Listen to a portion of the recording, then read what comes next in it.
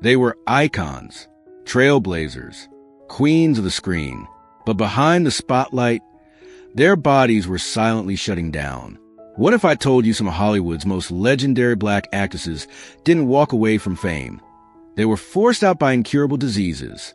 From red carpets to hospital rooms, from standing ovations to silent battles with pain, their final chapters were nothing like their glory days.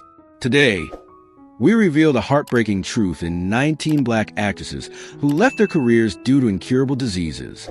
Stay with us until the end, because some of these stories will truly shock you. And don't forget to subscribe for more untold Hollywood stories. Lola Falana, when the spotlight went dark. In the golden haze of 1970s Las Vegas, Lola Falana was more than a headliner. She was an event. The curtains would part, and the room would ignite. Sequins shimmered under chandeliers, orchestras swelled on cue, and Lola moved like electricity in human form. They crowned her the Queen of Las Vegas, and she wore that title with unapologetic fire.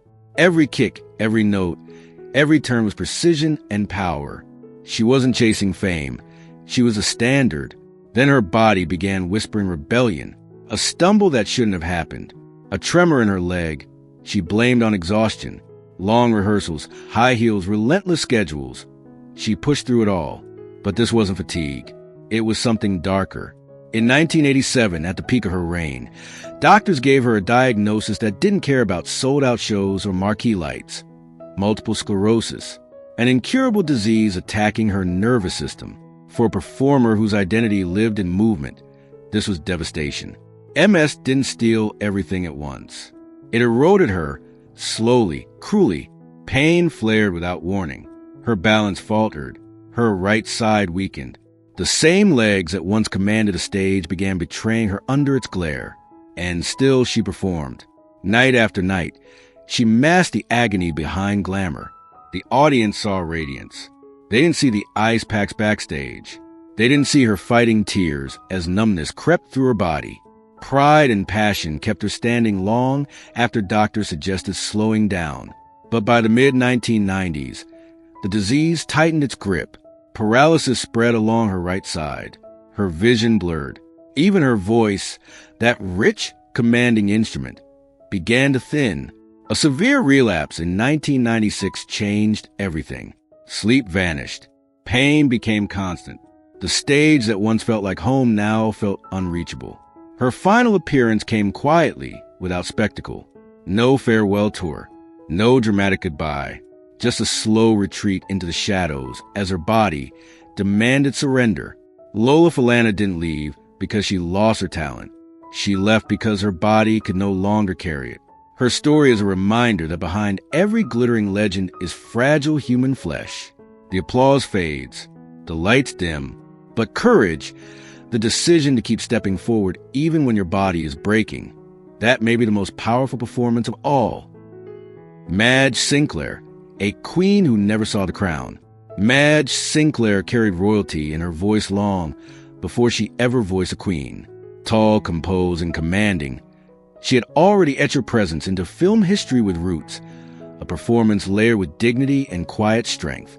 By the early 1990s, she was a respected force in Hollywood, the kind of actress whose power didn't demand attention, it held it. Then came the role that would outlive her. In 1994, she stepped into a recording booth to voice Queen Sarabi in Disney's The Lion King. Her tone was warm but regal, protective yet fierce, the heartbeat of a mother standing against chaos.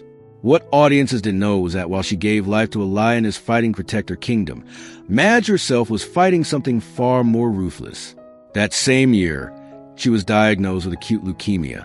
The illness moved fast. Fevers came without warning. Fatigue hollowed her strength. Her once steady frame weakened under chemotherapy that offered little hope. Hospital rooms replaced sound stages. Scripts sat unfinished. She wanted more time to work, to create, to stand on set again. But leukemia does not negotiate. Still, she finished her role. It was an act of devotion to the craft she loved, to the legacy she believed in. When The Lion King premiered and became a global phenomenon, audiences were moved by the majesty in Queen Sarabi's voice. But Madge wasn't there to witness the standing ovations. On December 20th, 1995, just months after completing the film, she passed away. No red carpet farewell. No celebration of her final triumph. Madge Sinclair gave the world a queen while quietly losing her own battle. Her story is not just about loss. It's about grace under pressure, about finishing the work even when the body is failing, and about how sometimes the most powerful performances are the ones delivered in the shadow of goodbye. Rosalind Cash, the fire that burned too fast. Rosalind Cash had a presence that didn't ask for permission. In the 1970s, she lit up Hollywood screens with intelligence, edge, and undeniable charisma. Whether in The Omega Man or powerful television dramas, she carried herself like a woman fully aware of her worth. Directors admired her discipline. Audiences felt her strength. She wasn't just acting. She was asserting space in an industry that rarely made room. By the mid-1990s, her career was still moving forward. Scripts were coming in. The stage still called her name. But behind closed doors, something was wrong. Persistent pain. Exhaustion that felt heavier than ordinary fatigue. Then came the diagnosis that shattered momentum in an instant. Advanced breast cancer. It had already spread to her bones, to her lungs. The disease moved with terrifying speed. Standing for long periods became unbearable. Breath grew short. Each day demanded more strength than the last. For an actress who thrived on live performance and long shoots, her body was no longer an ally. It was a battlefield. Rosalind tried to keep working.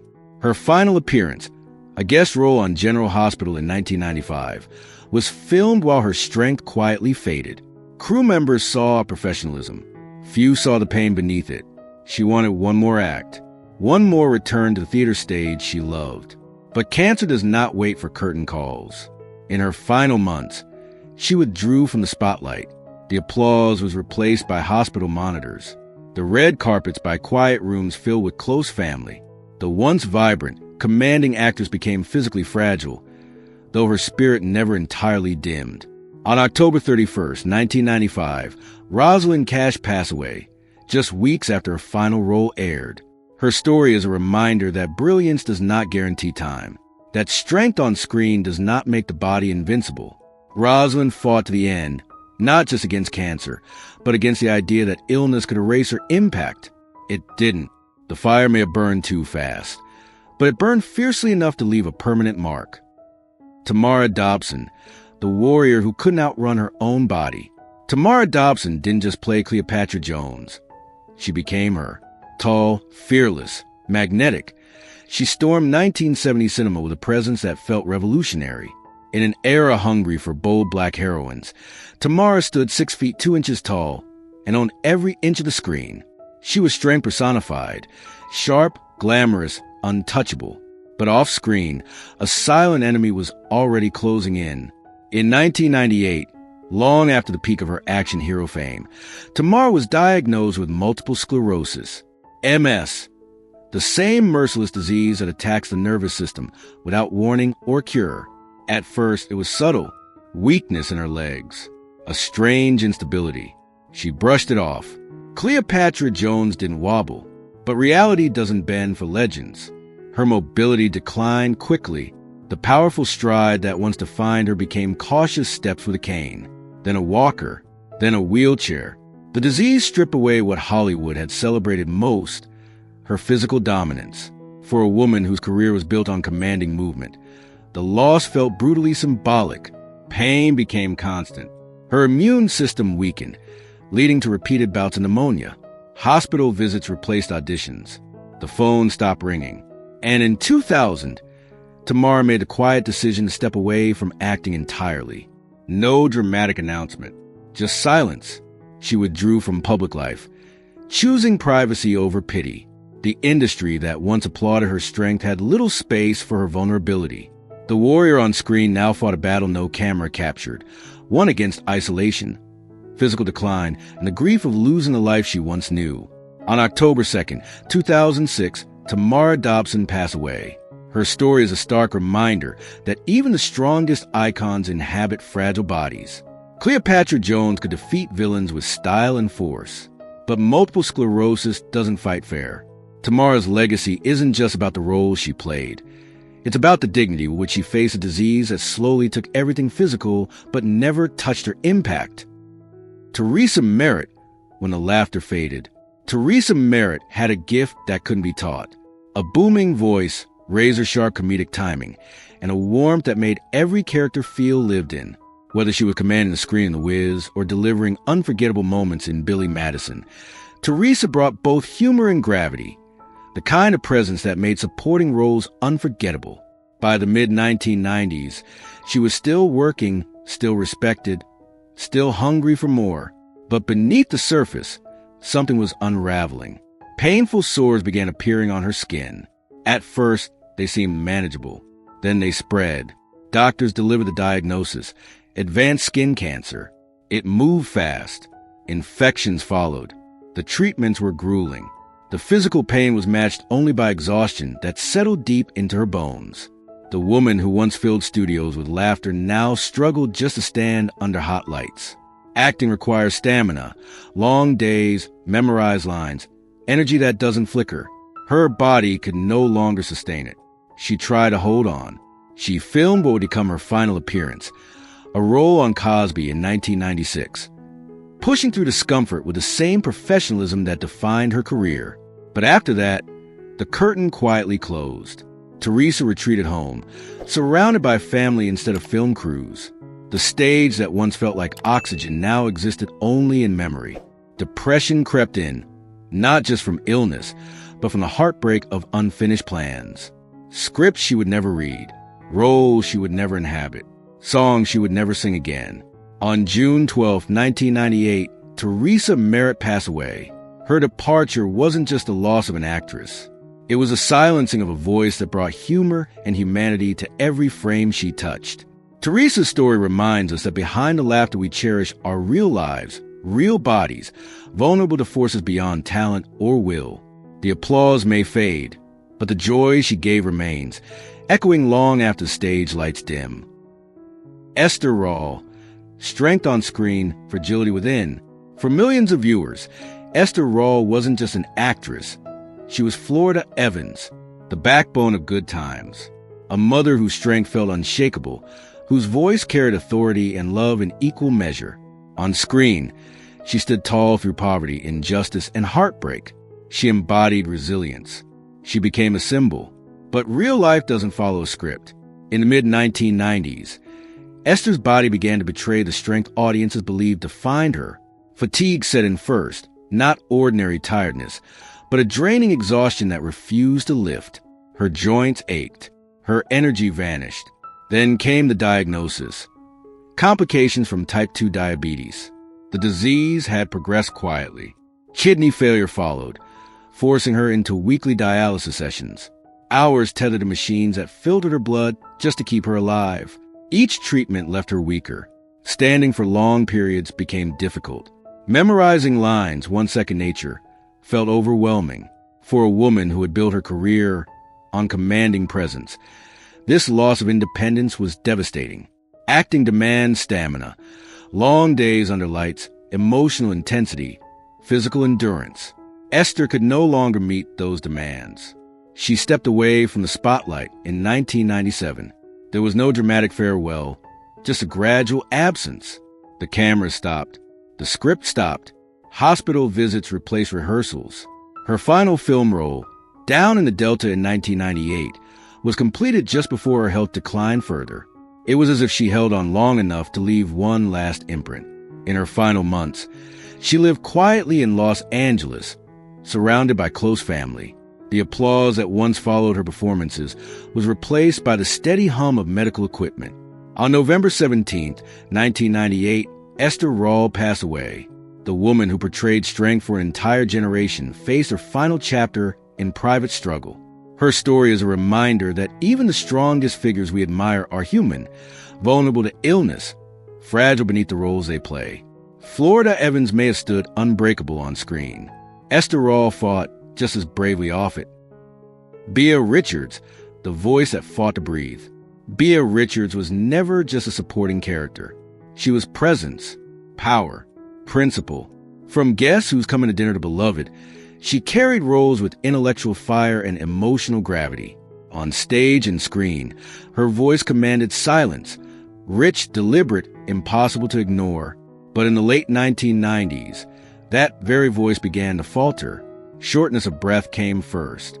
Lines that once flowed effortlessly now required pauses. Doctor confirmed what she feared: emphysema, a chronic lung disease that slowly robs a body of oxygen. For a performer whose instrument was breath itself, this was a cruel irony. The disease tightened gradually. Oxygen tanks became constant companions. Each inhale felt negotiated. Long rehearsals were impossible. Even speaking for extended periods drained her strength. The stage that once amplified her voice now demanded more air than her lungs could give. In 1999, as her condition worsened, Bia received an Emmy nomination, a crowning acknowledgement of her decades of excellence. But she was too ill to attend. The applause echoed somewhere beyond hospital walls. Recognition arrived just as her body was retreating. Her final film, beloved in 1998, became a quiet closing chapter. After that, the work stopped. She spent her remaining days in and out of medical care, reflecting on unfinished plays and roles she would never bring to life. The woman who had once delivered thunderous monologues now measured her strength in breaths. On September 14, 2000, Bia Richards passed away. Her legacy remains monumental, not only for her artistry, but for the depth of conviction she brought to every role. Emphysema may have stolen her breath, but it never silenced the impact of her words. Bia's story reminds us that some voices change culture, even when the body that carries them grows quiet. Lena Horne, the legend who outlived the applause. Lena Horne didn't just perform. She broke barriers.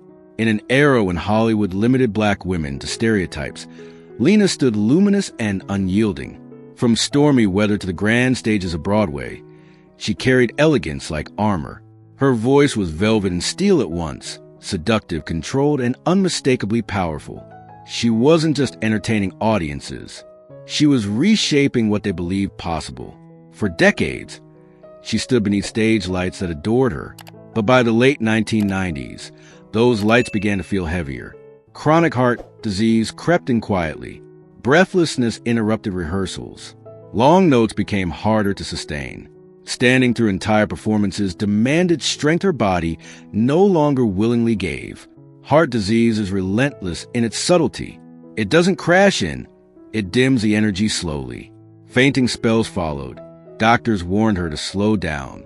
But how does a woman who lived for the stage step away from it? In 1998, after a final performance at New York Supper Club, Lena made a decision that cut deeper than any critic ever could. She retired. No dramatic collapse. No scandal. Just a legend choosing survival over spotlight. She withdrew into a quiet New York apartment, surrounded by memories, photographs, awards, echoes of standing ovations. The applause that once shook theaters became a distant vibration in her mind. Her body, once so commanding, required rest instead of recognition. And yet, even in retreat, Lena remained dignified. She had already carved her name into history. The illness could limit her heart, but it could not erase her impact. On May 9th, 2010, Lena Horne passed away peacefully. Her story is not just about disease.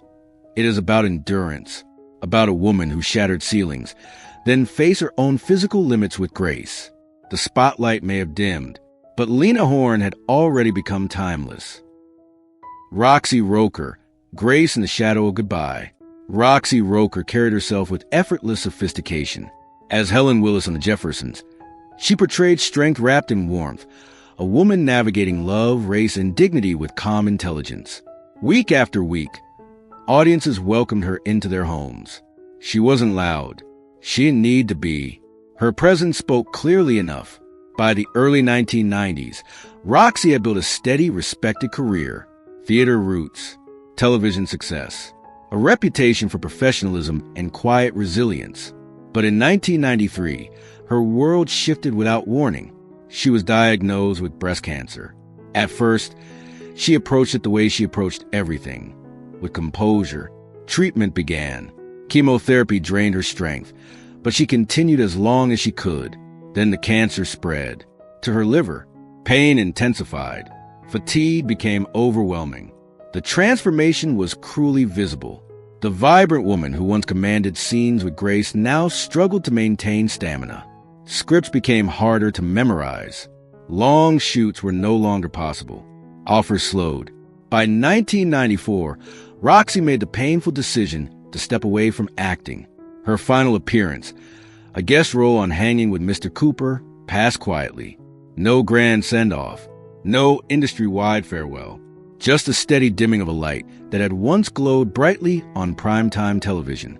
In her final months, hospital visits became routine. The public saw less of her. Those closest saw the courage it took to endure each day. She found solace in family, especially her son, musician Lenny Kravitz. Love replaced applause. On December 2nd, 1995, Roxy Roker passed away. Her departure left more than a vacant role. It left a reminder that behind polished performances are fragile human lives, that strength on screen doesn't grant immunity off it.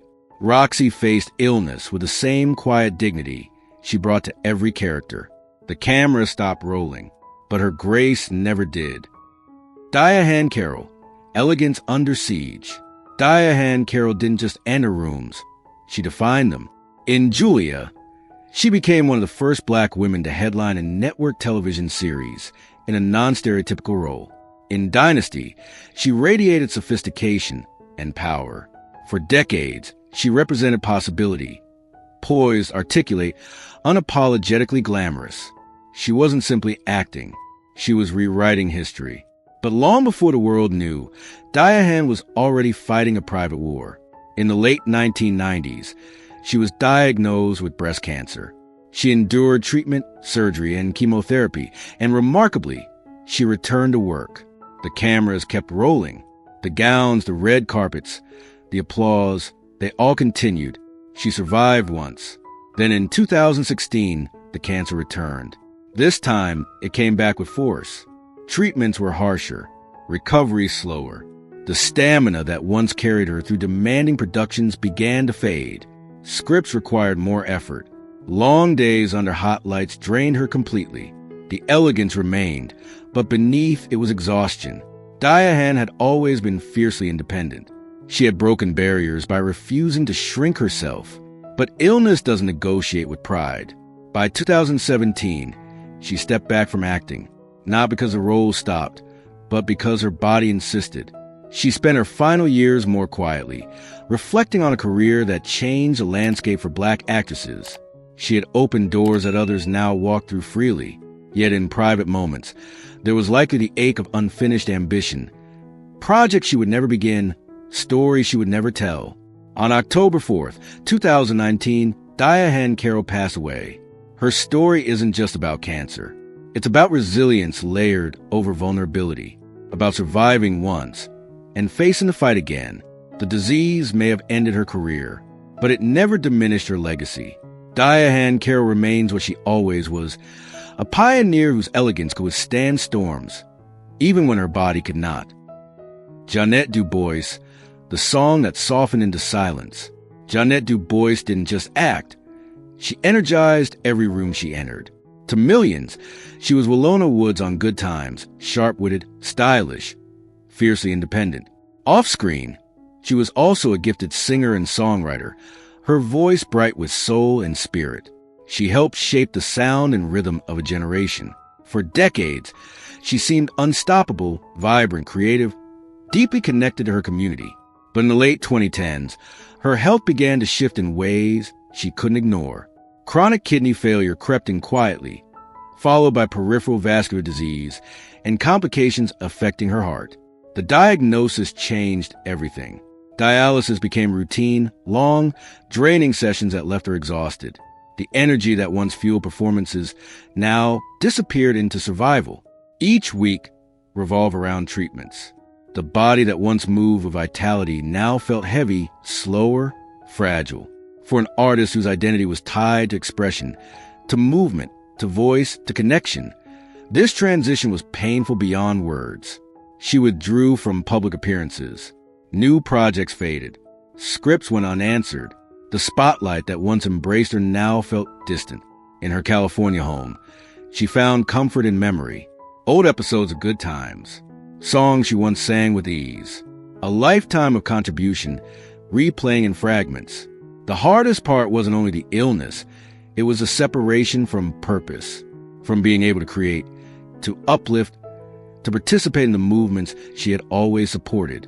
On February 17th, 2020, Jeanette DuBois passed away quietly in her sleep.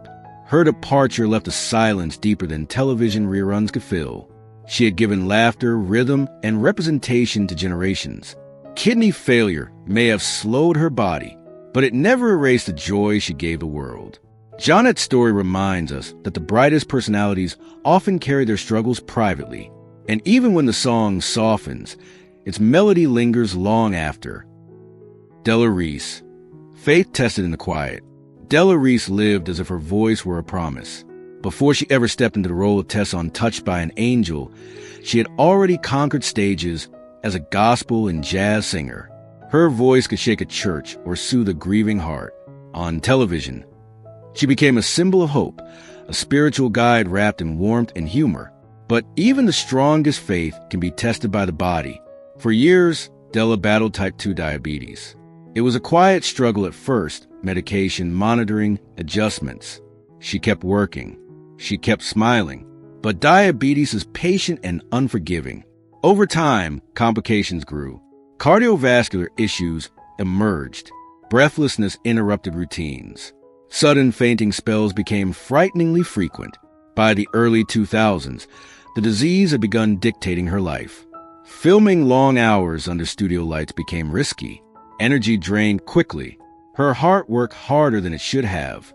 The woman who once stood tall delivering lines about divine purpose now had to measure her own physical limits carefully. Eventually, she stepped back from acting, not because her spirit faded, but because her body demanded it. The sets that once buzzed around her were replaced by doctor appointments, glucose monitors, and strict routines to stay stable. In private moments, the transition was heavy. Art had always been her ministry. Losing the ability to fully participate felt like losing part of herself. Yet she faced it with the same grounded faith she portrayed on screen. On November 19, 2017, Della Reese passed away. She had spent her life telling others that they were never alone, and in the end, her legacy echoed that message back to her. Diabetes may have complicated her final years, but it never silenced her faith, her voice, or the comfort she gave millions. Clarice Taylor, the warmth that faded quietly. Clarice Taylor had a presence that felt like home. On The Cosby Show as Anna Huxtable, she radiated grandmotherly warmth. Steady, loving, unshakably kind. She wasn't flashy. She didn't need to be. Her power was subtle, grounded in decades of theater work and disciplined craft. When she spoke, audiences listened. When she smiled, it felt genuine. Behind that warmth, however, time was catching up. In the mid-2000s, Clarice began battling congestive heart failure. At first, it was small signs, swelling in her legs, fatigue that lingered too long, breathlessness climbing stairs. But heart failure doesn't reverse. It progresses. Each year, her strength diminished. Long rehearsals became exhausting. Memorizing lines demanded more concentration than before. The stage that once energized her now drained her. Doctors urged caution. Rest became mandatory, not optional. By 2007, Clarice stepped away from acting. It wasn't a dramatic retirement. It was necessity. The heart that had carried her through decades of performance simply couldn't maintain the pace anymore. She spent her final years in New York, surrounded by family and quiet routines. No red carpets. No standing ovations. Just memories of roles played and stories told. The applause that once filled theaters was replaced by the steady rhythm, a heart working harder than it should. There is a particular sorrow in loving a craft deeply and slowly losing the ability to practice it. Clarice had devoted her life to performance. Now, she had to devote it to preservation. On May 30th, 2011, Clarice Taylor passed away. Her story is not loud. It is not dramatic. It is human. The same heart that warmed millions eventually weakened. But the tenderness she gave to the world remains untouched, steady, gentle, unforgettable. Erica Ashe, a light interrupted. Erica Ashe brought laughter with intelligence, whether on Survivor's Remorse or Real Husbands of Hollywood. She carried a rare mix of sharp comedic timing and emotional depth. She represented a newer generation, bold, modern, unafraid to push boundaries. Her energy felt limitless. Then, in 2022, everything shifted. A diagnosis of late-stage cancer landed like a sudden blackout. One moment she was building momentum, reading scripts, planning future projects. The next, she was navigating oncology appointments and aggressive treatment plans. The disease moved quickly, so did the physical decline. Chemotherapy drained her strength. Weight dropped. Fatigue settled deep into her bones. Long shoots became impossible. Even short appearances required recovery, time her body no longer granted. The industry that once felt wide open suddenly narrowed to hospital rooms and quiet spaces. By 2023, she stepped away from acting entirely. Not by choice, by necessity. For someone whose identity was tied to performance and creative momentum, the pause felt brutal.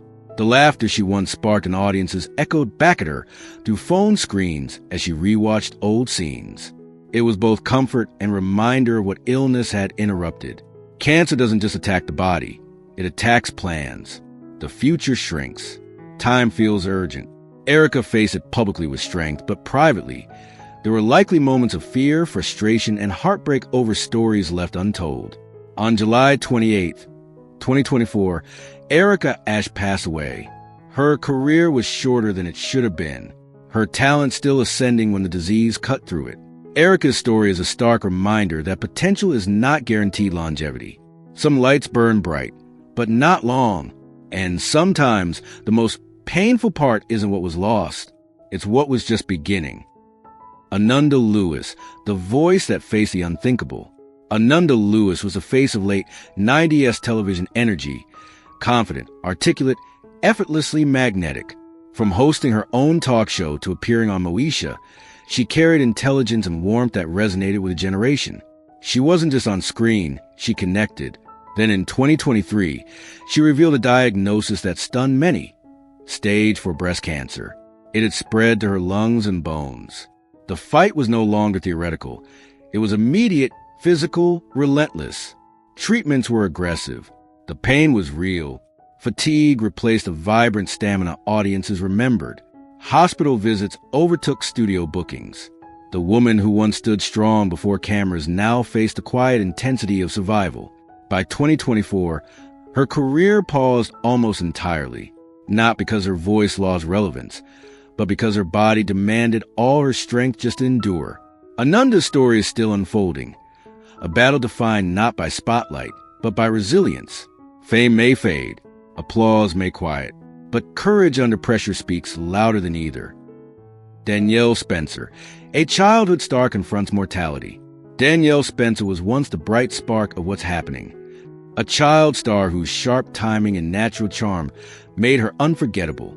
She grew up in front of cameras, her laughter woven into the rhythm of 1970s television. Fame arrived early, and for a time, it seemed like her story would stretch far beyond those formative years. But adulthood brought a far different script.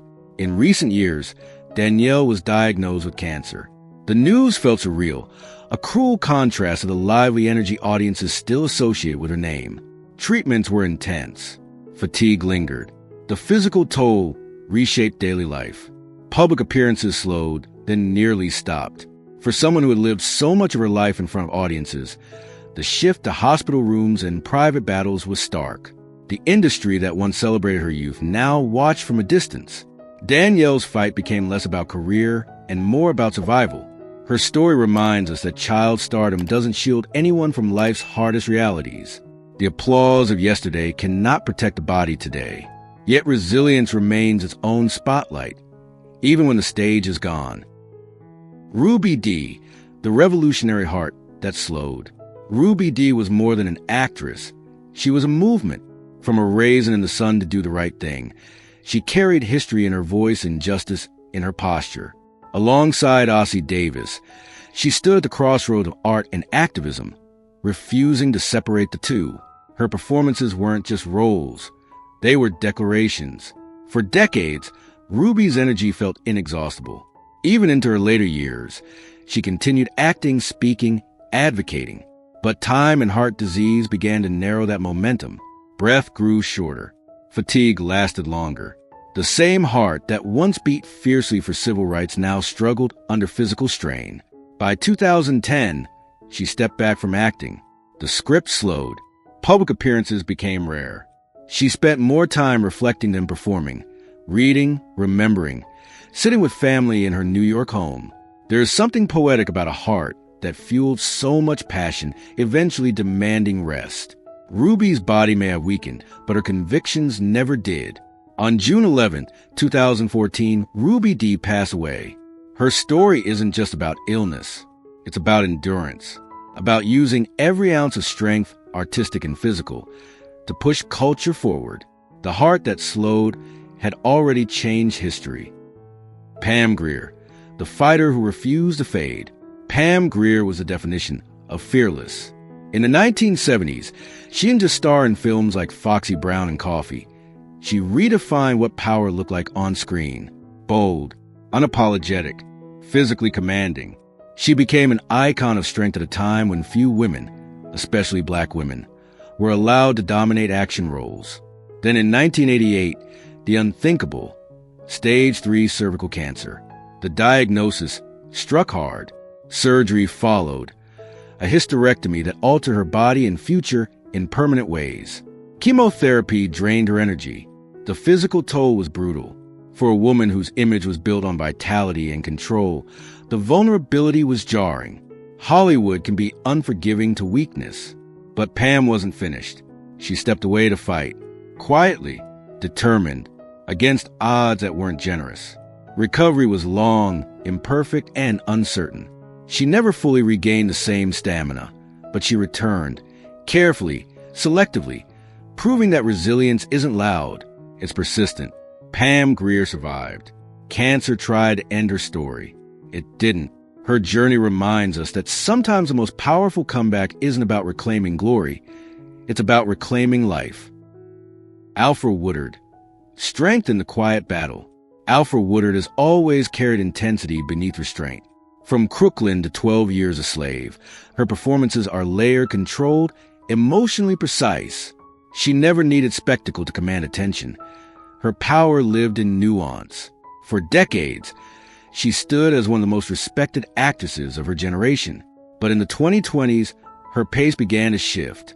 Complications from diabetes, coupled with kidney issues, quietly began reshaping her life.